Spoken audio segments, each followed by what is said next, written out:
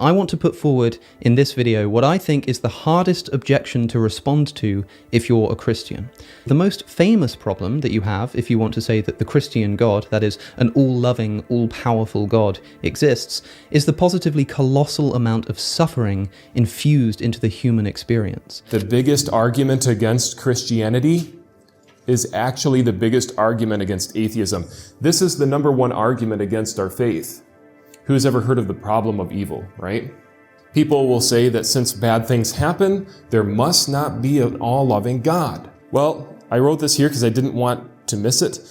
People often base whether they believe in God based on their experiences. Let me say this, what if there is no God?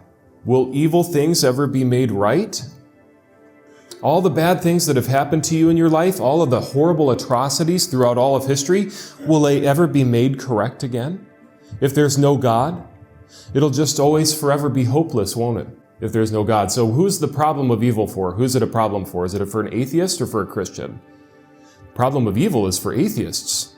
They don't have a solution for it, but we have the ultimate solution for evil. Let me tell you, there were two men that went to war. One was a Christian and one was an atheist.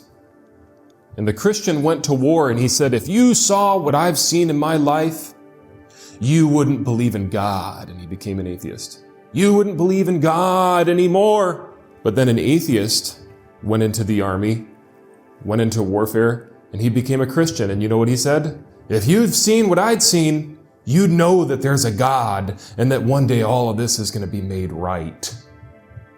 Look, our experiences, the point is, our experiences do not determine what the truth is. It's not all about us and our experiences. It's about fact, science, and ultimately what God has revealed in His Word. Science means to know.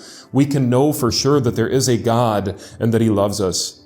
Think about that. Two men, one a Christian, one an atheist, and they completely swapped worldviews because we can't base what we believe on our experiences. The Bible says that the last enemy that shall be destroyed is death. Did you know death is the enemy?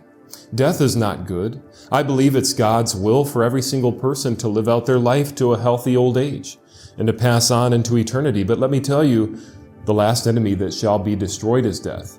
But if atheism is true, they have a real problem of evil, don't they? Look, if you're an atheist, there's no way to determine what's right and wrong. And so everything is based on feelings. Remember, it's about a feeling rather than what fact is and what science has shown us and the things that we can know for sure. It's more about emotions. And so we're left with emotional experiences and just feelings that would tell us what to do if there is no God. And a lot of people are going to have a lot of different feelings. And so it's going to be nothing but chaos if we take an atheistic perspective of the origin of the universe and of our existence. And so I've actually asked certain atheists, would you become a Christian if Christianity were true? And they will say no. And that shows us that they're more about emotions. They're more about feelings and experiences instead of demonstrated fact. If I believed that God exists, and I believed that it was the Bible God that existed, I would not worship it. And that shows us that they're more about emotions. They're more about feelings and experiences instead of demonstrated fact.